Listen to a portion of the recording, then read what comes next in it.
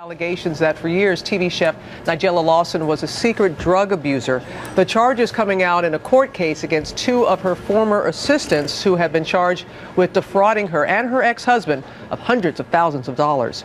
ABC's Lindsay Davis has the story for us.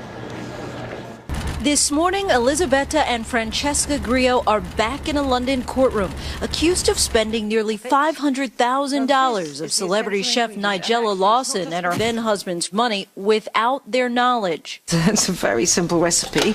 But in a bizarre twist, it's now the popular TV cook who seems to be getting burned by the Grillo sisters, who are accusing her of abusing drugs. These are the traditional flavorings. The bombshell allegations are part of the Grillo's defense in court.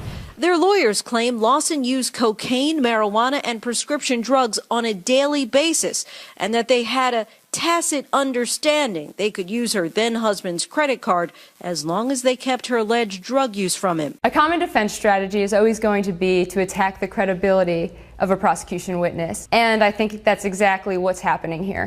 The domestic goddess now has a new nickname from her multi-millionaire ex-husband Charles Saatchi, who in an angry email to his former wife described her as Nigella. Part of that email, which was read out loud by a judge in court, said, "You were so off your head on drugs that you allowed the sisters to spend whatever they liked. And yes, I believe every word they have said." But this is half the squash. But some speculate it may be a case of sour grapes. Lawson and Saatchi's 10-year marriage spoiled very publicly this summer after a photographer captured this moment with his hands around her throat.